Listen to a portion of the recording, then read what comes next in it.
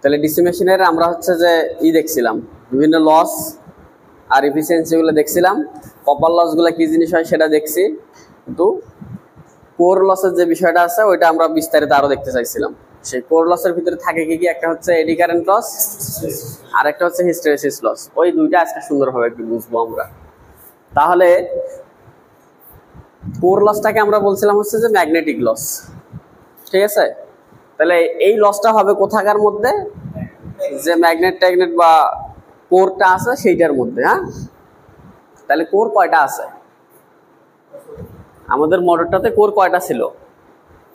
একটা হচ্ছে ফিল্ডের কোর, আর্মেচার কোর, তাই না?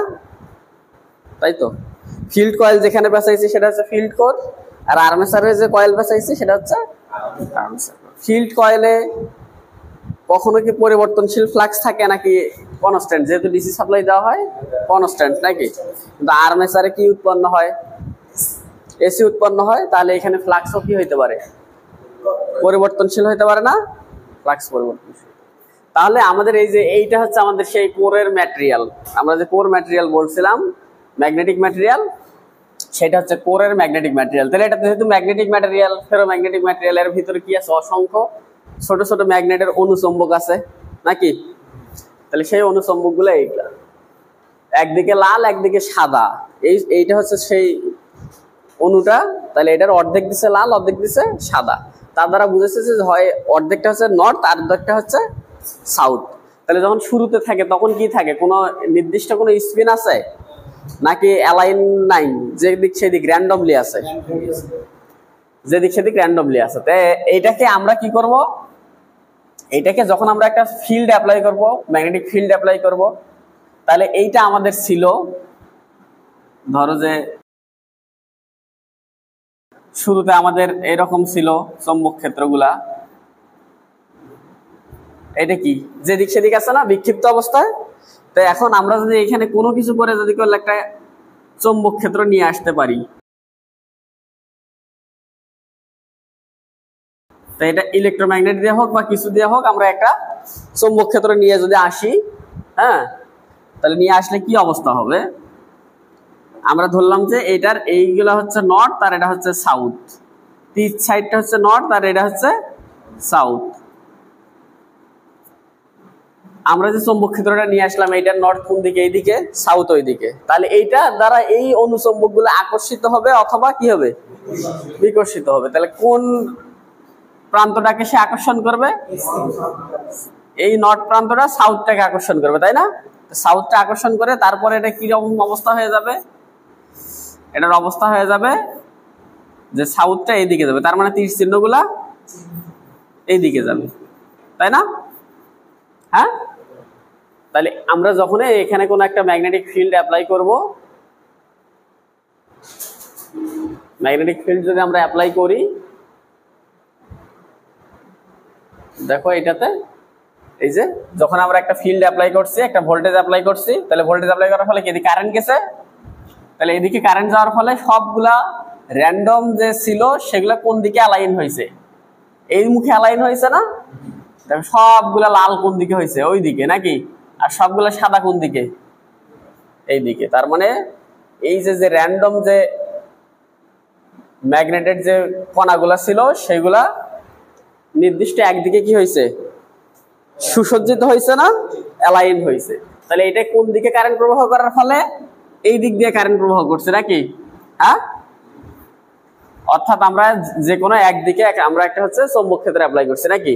তো এখন যদি গেলে আমি এখানে যদি উল্টা অ্যাপ্লাই করি অথবা এই চৌম্বক ক্ষেত্রটা সরাই নেই, তাহলে ফার্স্ট একটা ম্যাগনেটিক ফিল্ড অ্যাপ্লাই করলাম, সেটা একদিকে অ্যালাইন হইলো নাকি? যদি চৌম্বক ক্ষেত্রটা সরাই নেই, চৌম্বক ক্ষেত্র কি করে নেব? সরিয়ে নেব। চৌম্বক ক্ষেত্রটা সরাই নিলে তাহলে এইটা আগের জায়গায় ফিরে যাওয়ার কথা না? হ্যাঁ, আমাদের এটা তো এরকম ছিল স্বাভাবিক অবস্থায়। তো তাকে আমরা প্রলোভন দেখাইছি, যে কোনো একদিকে লোভ দেখাইছি বা ফোর্স করছি, করে তাকে এইদিকে অ্যালাইন করছি। এখন আগের ফোর্স যদি আমরা সারাই নেই, তাহলে সে তো তার আগের অবস্থায় ফিরে যাওয়ার কথা নাকি?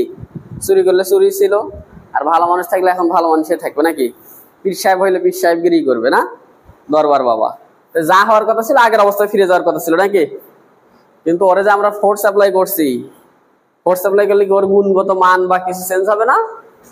ম্যাগনেটিক ম্যাটেরিয়ালটাতে যখনই আমরা চৌম্বক ক্ষেত্রটা সরাই নিব, চৌম্বক ক্ষেত্র সরাই নিলে এই অবস্থাটা ফিরে আসবে, এই অবস্থাটা ফিরে আসবে। হ্যাঁ, এটা কি করছে দেখো, ফার্স্টে একবার ফিল্ড অ্যাপ্লাই করছিলাম, সবগুলো ওইদিকে হয়েছিল নাকি, এবার ফিল্ড সরাই নিছি, দেখো তো পূর্বের অবস্থায় কি এরকম র্যান্ডমলি চলে গেছে নাকি দুই চারটা ওইদিকে এখনো সোজা আছে?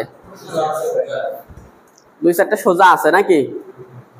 তাহলে পরে চৌম্বক ক্ষেত্রটা সরাই নিলেও আমাদের কি হইল না, এইটা এই মুখে ছিল সেটা দেখা গেল যে এই মুখে হয়ে আছে, এটা এই দিকে ছিল ওটা দেখা গেল যে এদিকেই ঘুরে আসছে, এটা এদিকে ছিল এটাও দেখতেছি এদিকে ঘুরে আসছে, এটা এই দিকে ছিল এটা এখনো সোজাই আছে, এটা এখনো সোজাই আছে, এই দিকে সোজা আছে, আর এইটার ক্ষেত্রে এইটা এই দিকে হয়ে আছে। তাহলে দেখো সবগুলো এই দিকে তীর চিহ্ন হয়েছিল নাকি, তাহলে চৌম্বক ক্ষেত্রে যখন সরাই ফেলছি ঠিকঠাক আগের অবস্থায় ফিরে যাওয়ার কথা ছিল, কিন্তু এখন কি ঠিকঠাক আগের অবস্থায় ফিরে গেছে? না, এই এদিকে থাকছিল কিছু কিছু জিনিস এখনো কি আছে, এদিকেই ঘুরে আছে নাকি, কোথায় কোথায় এখনো চেঞ্জ হয়নি তার বৈশিষ্ট্য, তার বৈশিষ্ট্য চেঞ্জ হয়নি এই জায়গাটা, তাই না? আর বৈশিষ্ট্য চেঞ্জ হয়নি এই জায়গাটা, তাহলে এই জায়গাটা এখনো দেখতেছি যে আমরা চেঞ্জ হয়নি, কিন্তু বাকি দুটা আগের অবস্থায় ফিরে গেছে নাকি। তাহলে এই জায়গাতে থাকলো কেন থাকলো? অবশিষ্ট চৌম্বকত্ব, ঠিক আছে, রেসিডুয়াল ম্যাগনেটিজম এইটাই, যে আমরা চৌম্বক ক্ষেত্র সরাই ফেলছি তারপরে ওইখানে কি আছে, কিছুটা চৌম্বকের প্রভাব বিদ্যমান আছে, ঠিক আছে, এই যে কিছুটা চৌম্বকের প্রভাব বিদ্যমান থাকে এটাকেই বলা হয়েছে রেসিডুয়াল ম্যাগনেটিজম। এইখানে চিত্রের দিকে দেখো, আগে ছিল একদম বিক্ষিপ্ত অবস্থায় র্যান্ডমলি, কিন্তু এইখানে দেখো দুই চারটা কিন্তু কি আছে ওইদিকে অ্যালাইন আছে নাকি, এই যে দুই চারটা এদিকে অ্যালাইন থাকলো সেটার জন্য কি একটা চৌম্বকের প্রভাব বিস্তার করবে না, এটাকে বলা হয় হচ্ছে রেসিডুয়াল ম্যাগনেটিজম, ঠিক আছে। তাহলে এটা তো ছিল এইদিকে, কারেন্ট আমরা এইদিকে প্রবাহিত করছি সেই জন্য এইদিকে অ্যালাইন হয়েছে নাকি। এখন যদি আমরা কারেন্ট উল্টা দিকে প্রবাহিত করি, এই যে কারেন্ট এই দিক দিয়ে প্রবাহিত করতেছে, কারেন্ট এই দিক দিয়ে প্রবাহিত করতেছে, আগে কারেন্ট এই দিকে যাচ্ছিল, এবার কারেন্ট এই দিকে প্রবাহিত করতেছে, এবার দেখো তো কি হয়েছে, আবার চেঞ্জ হয়ে কি হয়েছে, আবার বিপরীত অ্যাপ্লাই করলে, বিপরীত মুখী ফিল্ড অ্যাপ্লাই করলে, বিপরীত মুখে ফিল্ড অ্যাপ্লাই করলে তখন কি অবস্থা হয়েছে, আগে তীর চিহ্নগুলো এইদিকে আসছিল, এবার তীর চিহ্নগুলো কোন দিকে গেছে, উল্টা দিকে হয়েছে না। তাহলে এই যে বিক্ষিপ্ত অনুচুম্বক ছিল সেগুলো একবার এই মুখে অ্যালাইন হচ্ছে, আরেকবার কি হচ্ছে উল্টা দিকে অ্যালাইন হচ্ছে নাকি। এইটা দেখো, এটাতে লাল মাথাগুলা ছিল এইদিকে, সাদাগুলা ছিল এইদিকে, কিন্তু এটাতে লালগুলা এইদিকে, সাদাগুলা ওইদিকে হয়েছে, একদম সম্পূর্ণ বিপরীত ডিরেকশন না। তাহলে এইটা হচ্ছে পূর্তি অর্ধ সাইকেল পর পর হয়। সাপোজ এই পজিটিভ অর্ধ সাইকেলের জন্য এইটা হয়েছে, তাহলে নেগেটিভ অর্ধ সাইকেলের জন্য ওইটা হয়, ঠিক আছে। তাহলে এটার কার্ভটা কিভাবে যায়, এটার কার্ভটা কিভাবে যায়, আচ্ছা আর একটা কথা বলি, যদি এই যে চৌম্বক ক্ষেত্র থেকে আমরা যে চৌম্বক ক্ষেত্রটা যদি সরাই নেওয়ার ফলে, সরাই নিলে যদি কেউ পূর্বের অবস্থায় 100% পূর্বের অবস্থায় ফিরে যায়, পূর্বের অবস্থায় যাবে, হ্যাঁ 100% যদি পূর্বের অবস্থায় ফিরে যায় তাহলে সেখানে কি রেসিডুয়াল ম্যাগনেটিজম থাকবে, তখন সেটাকে বলা হয় হচ্ছে আইডিয়াল ম্যাগনেটিক ম্যাটেরিয়াল। হ্যাঁ, মানে ওইটাতে চৌম্বক ক্ষেত্র এইচ অ্যাপ্লাই করছি আর এদিকে হচ্ছে বি, তাহলে যেভাবে এইচ অ্যাপ্লাই করছি, যত এইচ অ্যাপ্লাই করছি তত ফিল্ড ইন্টেন্সিটি, ফ্লাক্স ডেনসিটি একমুখে হয়েছে। আবার যখনই সেটা সরাই নিছি তখনই কি হয়ে যাবে, এটা উপরের দিকে যেমন উঠছে তেমন নিচের দিকে ঠিক ওই একই পথে নামবে। তার মানে যদি আমরা ম্যাগনেটিক ফিল্ড অ্যাপ্লাই করি তাহলে সেখানে ফ্লাক্স ডেনসিটি থাকবে, যদি ম্যাগনেটিক ফিল্ড ইন্টেন্সিটি না দেই তাহলে কি হবে না, ফ্লাক্স ডেনসিটি থাকবে না। এই যে এইটা, হ্যাঁ যদি পিওর ম্যাগনেট হয় তাহলে এদিকে ফিল্ড ইন্টেন্সিটি যেভাবে অ্যাপ্লাই করছি ওইভাবে উপরের দিকে উঠবে, সেম পথে নিচের দিকে নামবে, ঠিক আছে। কিন্তু আমরা যে ম্যাগনেটগুলো ব্যবহার করি সেগুলো কি আসলে আইডিয়াল ম্যাগনেট, পিওর ম্যাগনেট? তাহলে সেই পিওর ম্যাগনেট না হওয়ার কারণে এইখানে কি থাকে, রেসিডুয়াল ম্যাগনেটিজম থাকে। এইদিকে ধরলাম আমরা হচ্ছে এইচ, এটা কিসের মাধ্যমে কন্ট্রোল করতেছি, কারেন্টের মাধ্যমে, এটা কারেন্টের মাধ্যমে আমরা কন্ট্রোল করতেছি। আর এদিকে হচ্ছে ফ্লাক্স ডেনসিটি বি। তাহলে যখন আমরা ফিল্ড ইন্টেন্সিটি অ্যাপ্লাই করব, এইখান থেকে জিরো থেকে যাবে না, তাহলে জিরো থেকে যত অ্যাপ্লাই করব তত তার ফিল্ড ইন্টেন্সিটি বাড়বে, ফিল্ড ইন্টেন্সিটি বাড়বে। যত কারেন্ট বেশি অ্যাপ্লাই করতেছি তত ফিল্ড ইন্টেন্সিটি বাড়তেছে, মানে ম্যাগনেটগুলো অ্যালাইন হতেছে। হ্যাঁ, যখন সম্পূর্ণ অ্যালাইন হয়ে যাবে তখন যতই আমি ফিল্ড অ্যাপ্লাই করি না কেন, ওরা কি আরো সোজা হবে? ওদের ইন্টেন্সিটি কি আরো বাড়বে, ফ্লাক্স ডেনসিটি আরো বাড়বে না। তখন তার ফলে একটা সময় পরে যায় কি হয়ে যায়, কনস্ট্যান্ট হয়ে যায়। এটাকে বলা হয় হচ্ছে পজিটিভ স্যাচুরেশন, পজিটিভ স্যাচুরেশন। ঠিক আছে, তাহলে যদি এটা আইডিয়াল ম্যাগনেট হইতো তাহলে যে পথে গেছে সেই পথে আবার রিটার্ন আসতো না, কিন্তু এটা কি সেই আগের পথে ফিরে আসছে না। তাহলে এটা যখন ব্যাক করবে তখন কোথায় দিয়ে আসবে,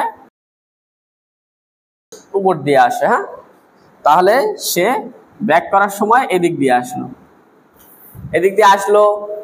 দেখো এখন ফিল্ড ইন্টেন্সিটি কত, এইচ কত, জিরো না, কিন্তু তার ফলেও কি আছে, এখানে ফ্লাক্স ডেনসিটি আছে না, মানে চৌম্বকত্বের কিছু প্রভাব আছে না। এই যে দেখো ফ্লাক্স, যখন আমরা চৌম্বক ক্ষেত্রে সরাই ফেলছি তার ফলেও কি আছে, কিছু চৌম্বকের প্রভাব এইখানে আছে। এই যে চৌম্বকের প্রভাব থাকলো এটাকে বলা হয় হচ্ছে রেসিডুয়াল ম্যাগনেটিজম। এইখানে হচ্ছে অবশিষ্ট চৌম্বকত্ব। ঠিক আছে, কারণ ওইটাকে যদি ধ্বংস করতে চাই তাহলে কি করতে হবে, এটা এরকম আছে, তাহলে এটাকে যদি একদম পূর্বের অবস্থায় ফিরে নিয়ে যেতে চাই তাহলে এইটা তো তৈরি হয়েছে কিসের জন্য, যে কোনো একদিকে কারেন্ট প্রবাহের কারণে। তাহলে তার উল্টা দিকে যদি কারেন্ট প্রবাহ করি তাহলে এটা কি হয়ে যাবে, আগের অবস্থায় ফিরে যাবে। তাহলে এই যে আগে এইচ ছিল ওইদিকে, তাহলে এবার এইচ এইদিকে নিয়ে আসতেছি, এই পরিমাণে এইচ দিলে তখন কি হয়ে গেল, ফ্লাক্স ডেনসিটি আছে আরো। তো এটা যদি আরো বাড়াই তাহলে কি হবে, নেগেটিভ একটা অবস্থায় চলে যাবে, এইখান থেকে আবার এইদিকে যাবে। তাহলে এইটা কি, এটা নেগেটিভ রেসিডুয়াল ম্যাগনেটিজম। এইটা কি ধরনের, কি এটা নেগেটিভ স্যাচুরেশন, ম্যাগনেটিক স্যাচুরেশন। ঠিক আছে, তাহলে এই যে কার্ভ, এই কার্ভটার নাম কি, তাহলে শুরুতে একদম স্টার্ট অবস্থায় সে জিরো থেকে এইদিকে কিন্তু গেছে নাকি, জিরো থেকে ওই পথে গেছে না। তো একবার যদি চৌম্বকত্ব পেয়ে যায় তখন কি আরো সে জিরোতে আসবে, কিন্তু যদি ওই যে রেসিডুয়াল ম্যাগনেটিজম নষ্ট হয়ে যায় তখন আবার কি হবে, জিরোতে আসবে নাকি। তো সেই জন্য আমাদের এই যে ডিসি মেশিন আমরা গতদিন যেটা দেখছিলাম এরকম, সেইটাতে একবার ম্যাগনেটিজম করে দিলেই দেখা গেল যে 2, 4, 5 বছর 10 বছর অটোমেটিক কি থাকে, ওই রেসিডুয়াল ম্যাগনেটিজমটা থেকেই যায়। নষ্ট কখন হয়, দীর্ঘদিন অব্যবহৃত থাকলে, বেশি ঝাঁকুনি টাকুনি পাইলে তখন এটা নষ্ট হয়ে যায়। ঠিক আছে, তাহলে এই রেসিডুয়াল ম্যাগনেটিজম যে থাকে এটা কি খুব বেশি থাকে, অল্প পরিমাণ থাকে, কিন্তু যখন আমরা ঘুরাই তখন ভোল্টেজ ইনডিউসড হয়। সেই ভোল্টেজকে আবার কোথায় নেই আমরা, ফিল্ডে, কারণ এটা কি সেলফ এক্সাইটেড না। এইভাবে মেশিনগুলো কাজ করে। ঠিক আছে, বিপরীত দিকে দিলে নষ্ট হয়ে যায় বলতে এই যে অ্যালাইনমেন্টটা নষ্ট হয়ে যায়। ওরা যে সুসজ্জিত ছিল এই দিকে, এই যে ওর যে আগের বৈশিষ্ট্য ছিল সেইটা নষ্ট হয়ে একদম পূর্বের অবস্থায় ফিরে যাবে। তাহলে এই যে কার্ভটা, এই কার্ভটাকে বলা হয় হচ্ছে কি কার্ভ, বিএইচ কার্ভ অথবা হিস্টেরেসিস লুপ।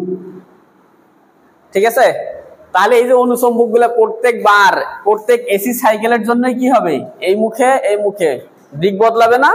তাহলে দিক বদলালে এই অনুচম্বক গুলোর পরস্পর ঘর্ষণের ফলে সেই কোরের মধ্যে কি তৈরি হবে, একটা তাপ সৃষ্টি হবে, হিট তৈরি হবে, যার কারণে যে লসটা হয় সেটাকে আমরা বলি কি, হিস্টেরেসিস লস। হ্যাঁ, কথা বলতে পারছি। আর এই যে লুপটা যার যত বড় হবে তার হিস্টেরেসিস লস তত বেশি হবে না কম হবে, হিস্টেরেসিস লুপ যত বড় হবে তার হিস্টেরেসিস লস তত বেশি হবে। এই জিনিসটাই আমরা অল্প একটু দেখবো, দেখো সুন্দরভাবে বুঝতে পারবা। এই যে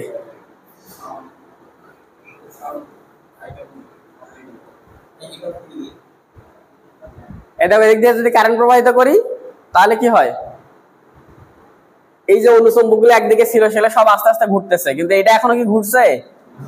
এইটার জন্য কারেন্ট প্রবাহ কি করতে হবে? আরো বাড়াইতে হবে।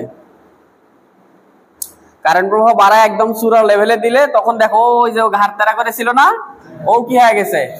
সোজা হয়ে গেছে, একদিকে অ্যালাইনমেন্ট হয়েছে না? ঠিক আছে, এখন একটা পজিটিভ স্যাচুরেশন আছে। এখন আবার যদি কমাই তাহলে আবার সেই কি আগের অবস্থায় ফিরে যাওয়ার কথা নাকি? আগের অবস্থায় ফিরতেছে না, এই যে দেখো ঘুরতেছে কিন্তু, হ্যাঁ এগুলো ঘুরে ঘুরে আগের অবস্থায় চলে যাওয়ার চেষ্টা করতেছে। এই যে ঘুরে আগের অবস্থায় ফিরে যাওয়ার চেষ্টা করতেছে না?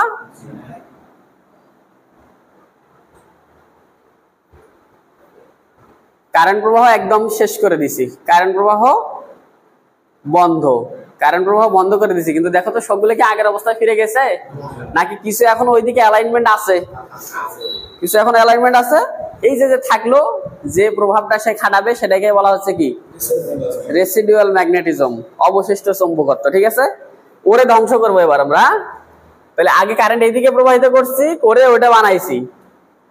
দেখো এখনো কিন্তু র্যান্ডম আগের মতো হয়নি, কিছুটা হয়েছে নাকি? একদম ফুললি র্যান্ডম বানাইতে গেলে তখন আবার কি করতে হবে? উল্টা দিকে কারেন্ট প্রবাহিত করতে হবে। উল্টা দিকে যদি কারেন্ট প্রবাহিত করি, দেখো উল্টা দিকে কারেন্ট প্রবাহ শুরু হয়েছে। উল্টা দিকে কারেন্ট প্রবাহ করলে করতে করতে যখন এই জায়গায় আসবে তখন একদম পূর্বের অবস্থায়, বিক্ষিপ্ত অবস্থায় চলে গেছে না? একদম বিক্ষিপ্ত অবস্থায় চলে গেছে। ঠিক আছে, আবার যদি উল্টা দিকে কারেন্ট প্রবাহ বাড়াই তাহলে এরা দেখো সবাই ঘুরে আবার কোন দিকে হওয়া শুরু হয়েছে? উল্টা দিকে ঘুরতেছে না? উল্টা দিকে ঘুরতেছে। ঘুরতে ঘুরতে যত কারেন্ট বেশি প্রবাহিত হবে একদম দেখো আবার কোন দিকে অ্যালাইন হয়েছে? বিপরীত দিকে অ্যালাইন হইলো না? বিপরীত দিকে অ্যালাইন হইলো। ঠিক আছে, তাহলে প্রত্যেক সাইকেলে, এসি সাইকেলে যে দেখো এটা কি নেগেটিভ দিয়ে গেছিল না, কারণ ওইটা আবার দেখো কমাতেছি, কমাইতে কমাইতে কি হবে? তাহলে আবার তারা আগের অবস্থায় ফিরে আসার চেষ্টা করবে, কিন্তু আগের অবস্থায় কি সম্পূর্ণরূপে ফিরে আসতে পারবে সহজেই? এইটা যখন জিরোতে আসবে তখন তো অ্যাম্পিয়ার টার্ন অর্থাৎ এইচ এর মান শূন্য নাকি? এইটা দেখো এখানে আসলো, আসার ফলেও কি আগের মতো অবস্থায় ফিরে যাইতে পারছে তারা, নাকি এখনো আগে বর্তমান যে একটু আগে যেই দিকে অ্যালাইন হয়েছিল সেই বৈশিষ্ট্য আছে নাকি? তাহলে এটাও কি রেসিডুয়াল ম্যাগনেটিজম। ওরে যদি আবার সাইজ করে আগের অবস্থায় নিয়ে যেতে চাই আবার উল্টা দিকে কারেন্ট ডিরেকশন দিতে হবে নাকি? দেখো অ্যালাইনমেন্ট কিন্তু হয়নি, কিছু কিছু এখন ওই দিকে আগের দিকে অ্যালাইনমেন্ট আছে। হ্যাঁ তাই তো, মানে নামাজ কালাম পড়ে না, তাবলিগে পাঠাইছে, 3 চিল্লা মারে আসছে, তারপরে কিছু বুঝুক আর না বুঝুক নামাজ তো পড়ে নাকি? ওরা যদি আবার শয়তান বানাতে চায়, শয়তান আবার ওর পিছনে শ্রম দিতে দিতে দিতে দিতে আবার আগের পর্যায়ে নিয়ে যেতে চায়। ঠিক আছে, তাহলে সেইটা ডিপেন্ড করবে কিসের উপরে? তার ইমান শক্তির উপর ডিপেন্ড করবে। তার ইমান যদি পাক্কা হয় তো সহজে সে নামাজ ছাড়বে না। হ্যাঁ, আর যদি সবিন মার্কা ইমান হয় তাহলে তাবলিগও শেষ, তার নামাজও শেষ। সেই রকম অবস্থা ম্যাগনেটেরও। ম্যাগনেটের গুণ যদি ভালো হয় তাহলে সে কি করবে? আগের অবস্থায় ফিরে যাবে, পাক্কা ইমানদার। তাবলিগে গেছে সেদিন নামাজ পড়ছে, দেখো আবার উল্টা দিকে অ্যালাইনমেন্ট হয়েছে না? তাহলে এইটা কি আর কখনো কি এদিকে ঘুরবে? আর জিরোতে আসবে না। তাহলে সবসময় ঘুরবে কোন দিক দিয়ে? ওই বাহিরের যে লুপ আছে সেইটা দিয়ে ঘুরবে। ঠিক আছে, তাহলে এইটাই হচ্ছে তোমার বিএইচ কার্ভ, ম্যাগনেটিক ফ্লাক্স, আর এদিকে হলো কারেন্ট অর্থাৎ ম্যাগনেটিক ফিল্ড ইন্টেন্সিটি এইচ। তাহলে এটা কিন্তু আসে ম্যাগনেটিক ফিল্ড ইন্টেন্সিটির একক কি? Ampere turn. কথা বুঝাইতে পারছি? তাহলে হিস্টেরেসিস লস কি জিনিস আজকে ইমাজিন হয়েছে কেমনে হয়? হ্যাঁ, হিস্টেরেসিস লস যদি কেউ বুঝে থাকো তাহলে এডি কারেন্ট লস আরো সহজ, কিচ্ছু না। তাহলে বিএইচ কার্ভ বোঝা গেছে তো আশা করি, এবং আশা করি একদম বাস্তব ভিত্তিক বুঝছো। আমি তোমাদেরকে জেনারেটরের ইএমএফ এর যে কার্যপ্রণালী, কিভাবে ভোল্টেজ ইনডিউসড হয়, ওইটার জন্য তোমাদেরকে বলছিলাম যে তোমরা ইউটিউবে যা একটা সার্চ দিয়ে দেখবা। হ্যাঁ, প্রিন্সিপাল অফ ডিসি মোটর অথবা জেনারেটরের অ্যানিমেশন ভিডিও। তোমরা তো আশা করি মনে হয় কেউ দেখছো কি দেখছো না, আল্লাহ ভালো জানে। ওই যে দেখো, ওই যে একটা কয়লার ভিতর দিয়ে একটা ব্রাশের ভিতর দিয়ে আরেকটা আসছিল না, দেখছিলাম না আমরা? লালটার ভিতর দিয়ে সবুজটা দিছিলাম আমরা, কিন্তু একটা আরেকটার সাথে কি মিশে? ওই দেখো, ওইটা একটার সাথে লাগে আছে, ওইটা একটার সাথে লাগে আছে, আর ওর ভিতর দিয়ে গিয়ে ওইটা আরেকটার সাথে লাগছে। এইটা হলো টারবাইন। একটা যদি ঘুরাই তাহলে ওটাও ঘুরবে, ঠিক আছে? তাহলে মেকানিক্যাল ডিজাইন।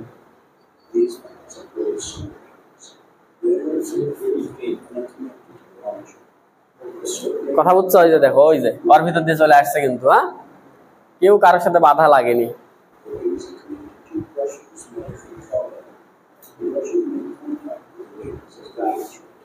ওই যে ব্রাশ, আর এদিক দিয়ে লাইনে চলে আসছে, ঠিক আছে? দেখো কি উৎপন্ন হইতেছে, এটা জিরো, এটা নেগেটিভ, এটা পজিটিভ। তাহলে প্রত্যেক ঘূর্ণনে পজিটিভ নেগেটিভ কি হচ্ছে? তাহলে এসি উৎপন্ন হয়। এই দূরে কি তাহলে? স্লিপ রিং না? এখন ওই দূরে যদি ভেঙে যদি কি করা যায়?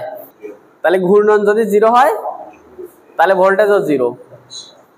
যখন একটু ঘূর্ণন শুরু করবে, এই যে দেখো ঘূর্ণন শুরু করছে, আর কি হচ্ছে? ভোল্টেজ উৎপাদন হওয়া শুরু হয়েছে না? ঘুরে যখন এদিকে আসছে, উল্টা দিকে যখন যাবে, ঘুরে যখন উল্টা দিকে যাবে, তখন আবার কি হবে? নেগেটিভ ভোল্টেজ উৎপন্ন হবে না? এইটাই সেইটা ছিল।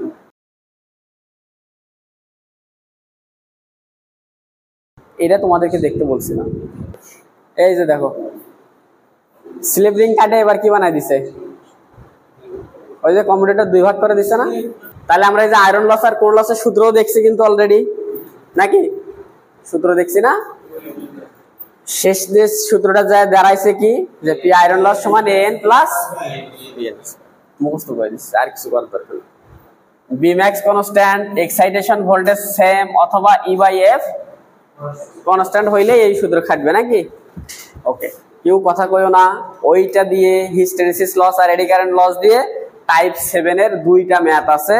ট্রান্সফরমারেও সেম ম্যাথ, এখানেও সেম ম্যাথ, ঠিক আছে? আমি আগেই বলছি যে আমরা ডিসি মেশিন, মোটর, জেনারেটর যা পড়তেছি এইগুলাই কিন্তু কোথায় কাজে দিবে? ট্রান্সফরমারে কাজে দিবে, হ্যাঁ? ওকে, তাহলে এই ম্যাথ ধরে দেখো তো। কোশ্চেন নাম্বার 1, কোশ্চেন নাম্বার 1 কি বলছে? যে in a DC machine the total iron loss is 8 kilowatt. তাহলে টোটাল আয়রন লস মানে কি? পি আয়রন ইকুয়াল, এই আয়রন লস যে কথা, কোর লস সেম কথা। তাহলে 8 কিলোওয়াট, নাকি? কখন? at its rated speed and excitation। এটার এক্সাইটেশন একটা রেটেড যা আছে সেটা, আর স্পিড যা আছে তাই। if the excitation remaining the কি সেম, তাহলে এক্সাইটেশন রিমাইনিং সেম, তার মানে পি আয়রন সমান সমান কি সূত্র খাটবে? an plus bn, but speed is reduced by 25%, নাকি? তাহলে রেটেড স্পিড কি দিয়ে রাখছে তারা? নাও 100ই নাও, নাকি? তাহলে অতএব এটা হচ্ছে n1, নাকি? n1 হচ্ছে 100, অতএব n2 কত হবে? রিডিউসড বাই, তাহলে 100 বিয়োগ 25, 75, নাকি? The total iron loss is found to be 5 kilo. তাহলে পি আয়রন 1 ছিল কত? 8, আর পি আয়রন 2 কত?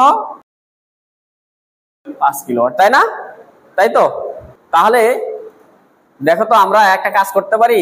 তাহলে এখানে সূত্র ফেলাই দিয়ে আমরা এ আর বি এর মান বের করে ফেলতে পারি। এখানে সূত্র ফেলাই দাও, তাহলে এটা তো আমাদের সূত্র, নাকি?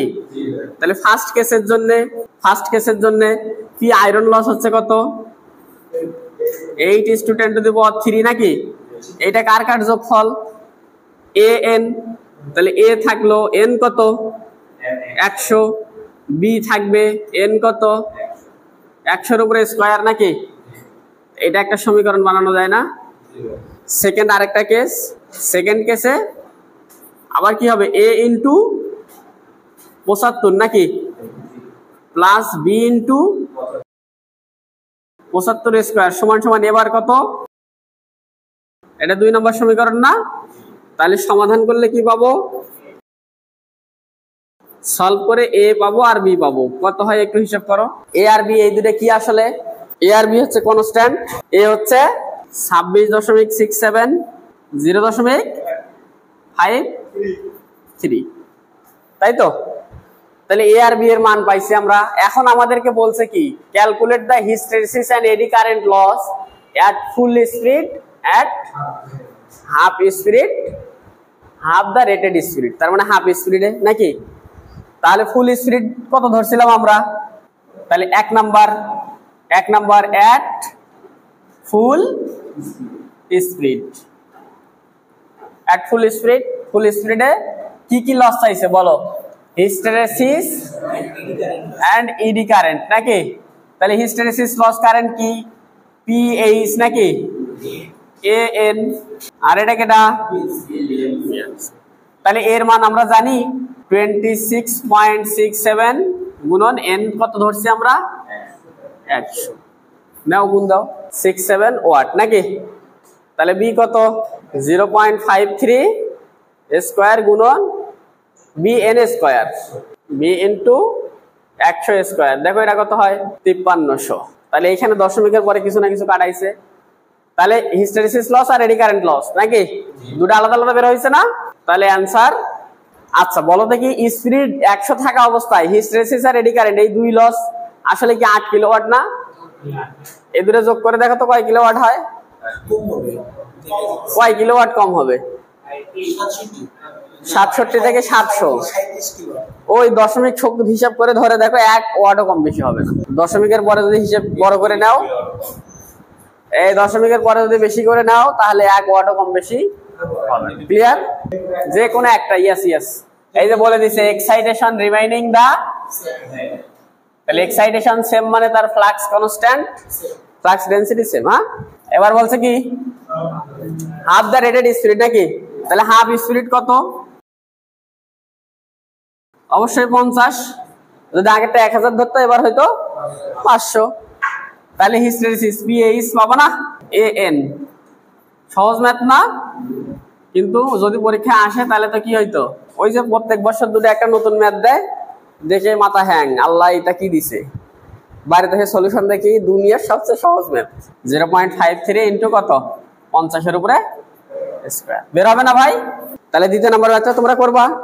দ্বিতীয় নম্বর ম্যাথটা তোমরা করবা হচ্ছে হিস্টেরেসিস আর এডি কারেন্ট লস আলাদা করে দিয়ে দিছে। 1000 আরপিএম যদি এই না হয় তাহলে হিস্টেরেসিস লস 250 আর এডি কারেন্ট লস 100। তাহলে ওইখান থেকে এ আর বি এর মান বের করতে পারবা না? বলে দিছে ইফ দা ফ্লাক্স রিমেইনিং কি at what speed will be the total iron losses be halved। এটা আবার দেখে আর কোশ্চেন, এটা আবার কোন ভাষা? ওটা মানে হাফ হয়ে যায়, অর্ধেক হয়ে যায়। তাহলে কি কইছে, যদি আয়রন লস অর্ধেক হয়ে যায়। আয়রন লস আগে কত ছিল তাহলে? 250 যোগ 100, 350 না? তাহলে 350 এর জায়গায় তারপরের বার কত হবে? 350 এর অর্ধেক করে দিলেই হবে না? 350 ভাগ 2, এর মান পাবা, বির মান পাবা। তাহলে এন দিয়ে একটা সমীকরণ, দ্বিঘাত সমীকরণ বাড়াবে, এন এর স্পিডের মান কয়টা বাড়াবে? 2টা। এটা বলছে যে হচ্ছে যে কোশ্চেন 2 হিস্টেরেসিস লস হচ্ছে 250। তাহলে হিস্টেরেসিস লস কি জানি? এ এন নাকি? 250। তাহলে এ সমান সমান কত হবে? 1000 না? 0.25। তাহলে পিই এডি কারেন্ট লস কত বলছে? 100। তাহলে বি এর মান কত হবে? 100 ভাগ 1000 এর উপরে স্কয়ার, কিছু একটা হবে নাকি? তাহলে সেকেন্ড কেস কি বলছে? সেকেন্ড কেসে এবার বলছে এন ইকুয়াল কত হবে? সেকেন্ড কেসে এন কত হবে? এই what will be the speed if the total iron loss is halved. তাহলে টোটাল আয়রন লস কি হবে? অর্ধেক হবে। তাহলে A N square plus B N square. তাহলে এই জায়গায় মান বসাই দিবা, 250 যোগ 100 তার অর্ধেক হয়ে গেল। এর মান বসাবা এন নাকি? প্রশ্নই কইছে তো পরের বার স্পিড বের করতে হবে।